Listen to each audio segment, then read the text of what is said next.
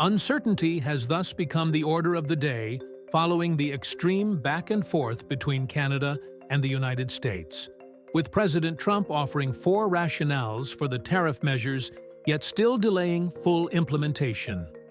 However, the Canadians have reacted swiftly with the US dollar stumbling, and fears of a broader economic slowdown gained traction in the US. And many would like to know, is this the moment Canada finally redefined its relationship with the US?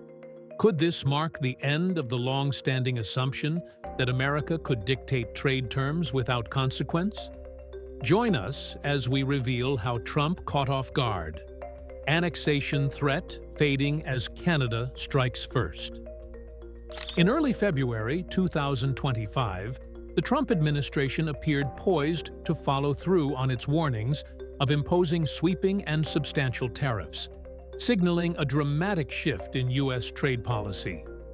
The administration announced a 25% tariff on all goods imported from Mexico, as well as on nearly all goods from Canada, excluding energy-related products, while also imposing a 10% tariff on imports from China. In a last-minute decision, authorities decided to delay enforcement of tariffs on Canada and Mexico for a month, keeping businesses and policymakers in those countries in a temporary conundrum. The three nations constitute more than 40% of total U.S. imports. Therefore, imposing tariffs so heavily can be construed as highly deviant from existing trade practices. Although the U.S. tariffs on Canada were bound to have a rollout, with temporary holdbacks, selective exemptions, and a continuous change of the policy always in the works. First set to come into force at an earlier date, the implementing tariffs were held up by a 30-day suspension for March 4, 2025. A day later, an announcement from the White House declared a crucial exemption. Auto imports, one of the sector's hardest hit, would remain tariff-free at least until April 2, 2025. The following day, yet another adjustment was made. The administration decided to exempt imports covered under the U.S.-Mexico-Canada Agreement, USMCA, a move that shielded roughly 38% of Canadian imports from the new levies. At the same time, the tariff rate on non-USMCA potash, a crucial fertilizer widely used in agriculture, was lowered to 10%, reducing the burden on U.S. farmers who rely on the Canadian supply. Canada, meanwhile, wasted no time in responding. On March 4, 2025, it imposed retaliatory tariffs of 25% on $20.8 billion worth of American exports. And this was just the beginning. Another wave of tariffs, also at 25%, is set to hit an additional $86.7 billion of U.S. goods on March 23, 2025.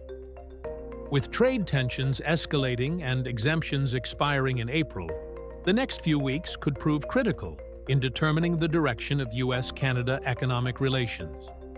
Although the initial temporary suspension of tariffs on Canadian and Mexican imports offered a momentary sigh of relief, particularly for Canadians who had been bracing for the economic turbulence such measures would bring.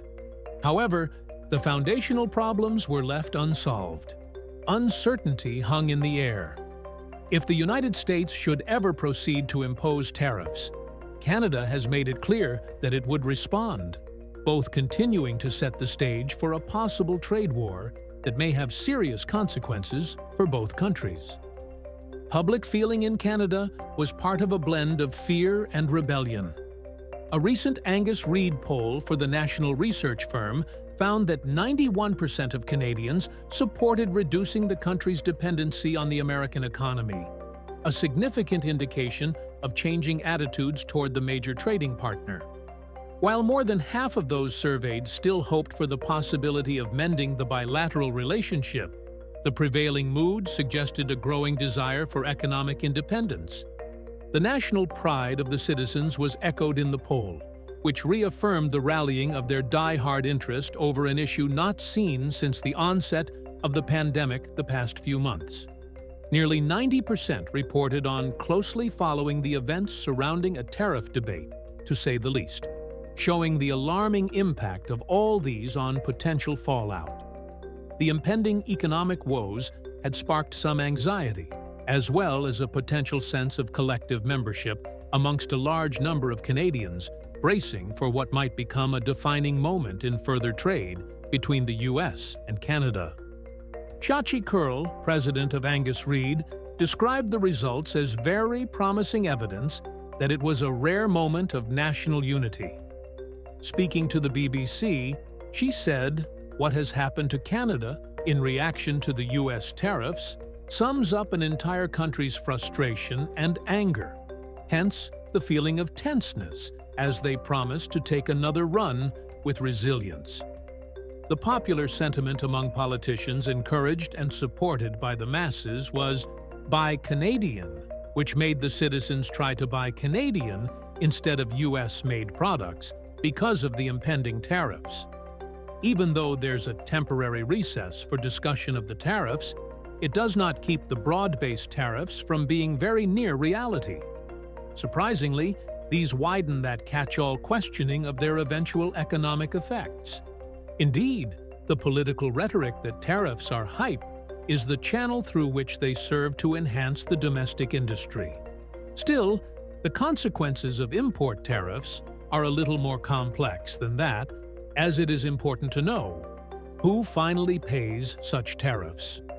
While tariffs are technically imposed on imported goods, the costs are largely passed down to American consumers.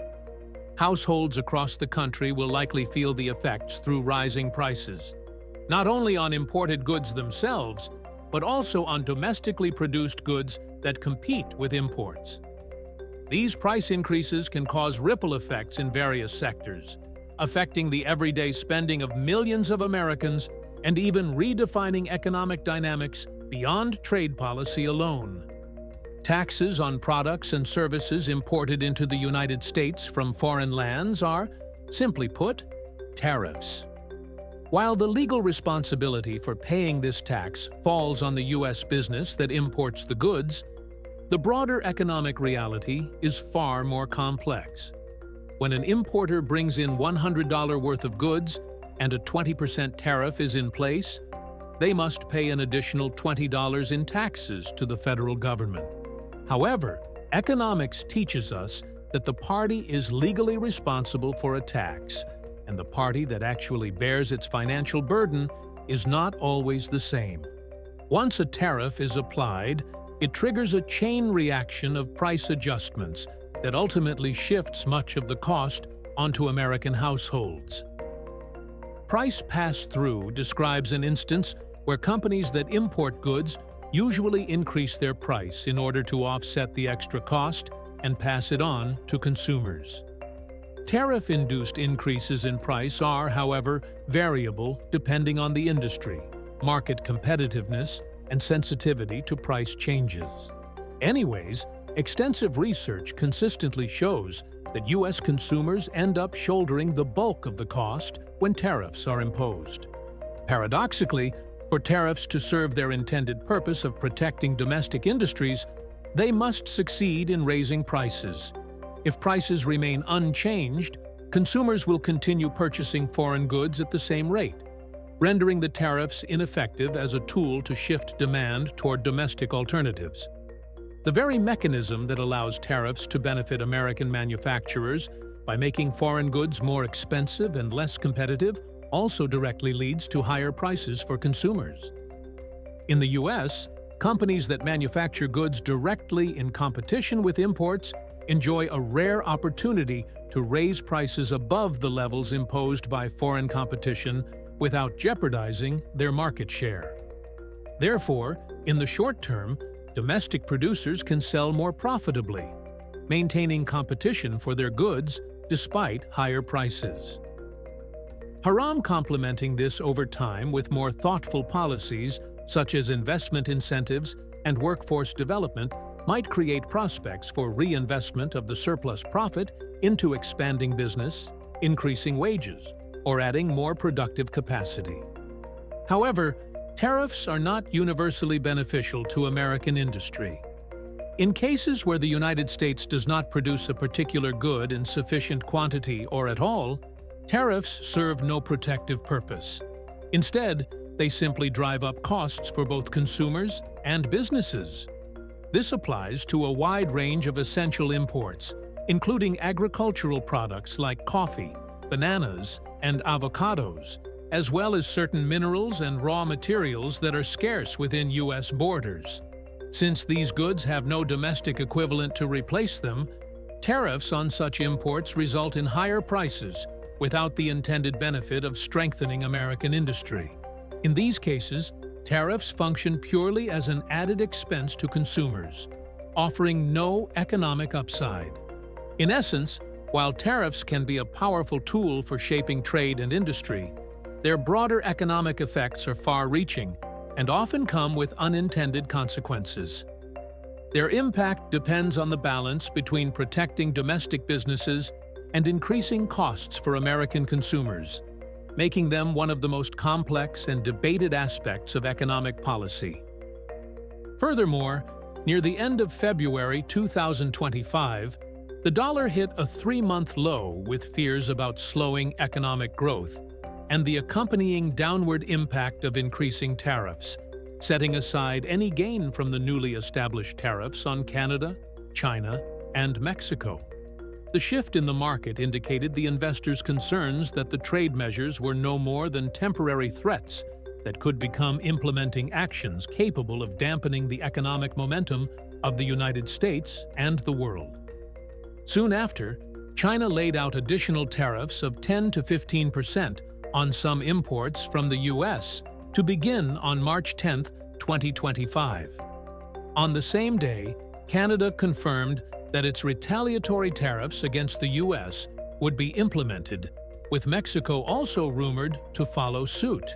The coordinated response only added to the uncertainty in the market and heightened fears that prolonged trade tensions might weigh upon global economic activity. Traditionally, one would expect investors to buy the dollar on the theory that the U.S. dollar acts as a safe haven in times of economic stress in an environment of rising tariffs. What happened was exactly the opposite. Many would consider the resulting depreciation of the dollar totally unexpected. This tariff reaction, I think, is certainly surprising, comments Brian Dangerfield, a foreign exchange strategist at NatWest Markets in New York. He characterized the surprising move in the market as a reflection of concern that tariffs could slow economic growth abroad, but would also hit the U.S. economy particularly hard. The investors were pricing in the possibility that barriers to trade would do just that, hinder growth rather than spur it, he stated. Evaluating possible full effects becomes critical to informing policy discussions, given the Trump administration's past record of announcing such major tariffs with partial hangovers or delays. The effect may have already been muted because of exemptions and postponements. Lingering uncertainty is already affecting market behavior, business decisions, and international relations. If completely effective, these tariffs could actually dismantle trade flows, cause increases in costs across businesses and consumers, and put strain on key industries on both sides of the border. Then there is the phenomenon of raising prices for end consumers and between producers, as the imposition of high tariffs on Canadian, Mexican, and Chinese imports would increase prices on a wide array of raw materials like potash and steel to consumer products, such as electronics and automobiles. Hikes in prices might thereafter add to inflationary pressure, with Americans' purchasing power reducing, given that, while these tariffs get fully implemented, prices of goods from imported raw materials could rise. Retaliatory tariffs from Canada, Mexico, and China would directly affect U.S. producers, particularly in relatively export-dependent sectors. Demand could drop off and eventually lead to jobs being lost and a dislocated supply chain for agriculture, manufacturing, and the auto sector being dislocated. Investors and businesses wary of instability in policy may pull back capital investments further, thus slowing down economic growth. It would be tremendously valuable for a full-blown economic review of the entire tariff package, if ever it got to be implemented. Markets already think about such a slowdown as much. Thus, this study could help policymakers and business people prepare for those consequences and not have short-term trade tactics inflict long-term injury on the economy. However, even if Trump retracts his steps, do you agree the damage has already been done, as trust between the longtime allies has been shaken? And do you support Canada, once seen as the quiet neighbor, to keep pushing back with force? Share your thoughts with us in the comments section. Remember to like, share, and subscribe for more. Also, click the next video showing on your screen. You will enjoy it.